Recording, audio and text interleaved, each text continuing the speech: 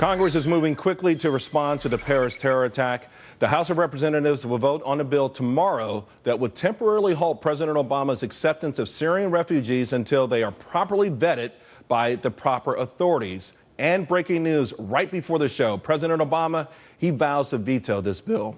The main author of the bill, Representative Richard Hudson, joins me now.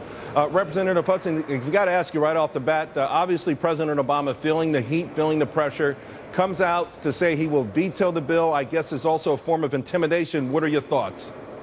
Well, it's disappointing, Charles, but to tell you the truth, I can't think of a single bill we've brought to the House floor that the president hasn't issued a veto threat on. So my hope is if we can show strong support in the House, if we can get some reasonable Democrat senators like Chuck Schumer and Dick Durbin and others who've expressed concern about this program, maybe the president will reconsider. You've had them express concern. You've had well-known Democrats like Feinstein talking about our lax situation with respect to foreign policy and how crucial this issue is. You must have done some form of internal polling, informal polling. How do you think you stand right now in terms of not only getting this passed, but even would it be a pipe dream to have it veto proof? Well, I'm not sure we're at a veto-proof point now, Charles. I've worked very hard with Democrats this week, some leaders like Benny Thompson and Zoe Lofgren and others who are pretty reasonable when it comes to these issues. We got really close, but we don't have a commitment from them, and I think the word's come down from Nancy Pelosi that they're not going to vote with us.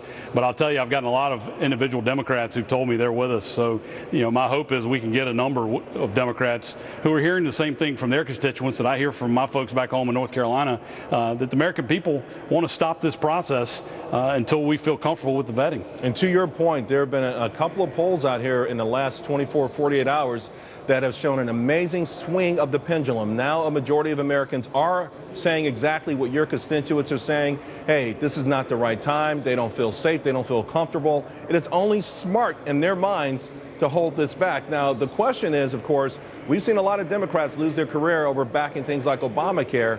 Maybe that's where you get these guys. Do you give up your career over something like this? Absolutely. And to vote against my bill tomorrow, a very reasonable piece of legislation, is saying you support the status quo. And, I'd hate to have to go home and explain to my constituents why I support the status quo. Representative Hudson, give us an idea, because now they're saying, listen, they're vetted through certain agencies like the FBI, Department of Defense. There's biometric fingerprinting, and then there's interviews.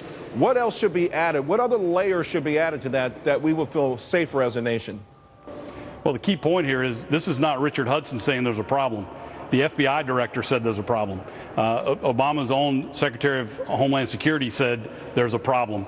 And what they said is we can't do background checks on most of these folks, because when you do a background check, you go interview your neighbors, you go talk to former employers, you go talk to your fourth grade piano teacher, but you can't go to Syria and knock on the door when the whole block's been blown up. You can't go to the business that's been closed to find out about the former employee.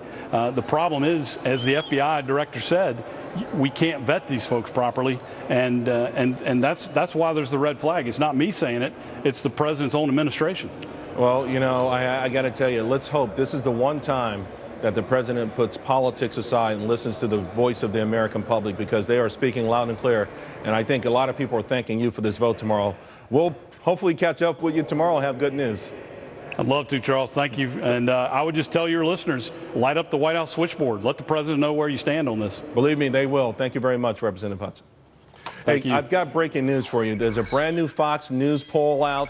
You've been asking for it. The Fox News poll shows that Donald Trump has a strong, commanding lead in New Hampshire. It's now at 27%. Rubio and Cruz follow with 13% and 11%. What happened to Carson? Sinking like a rock. We'll be right back.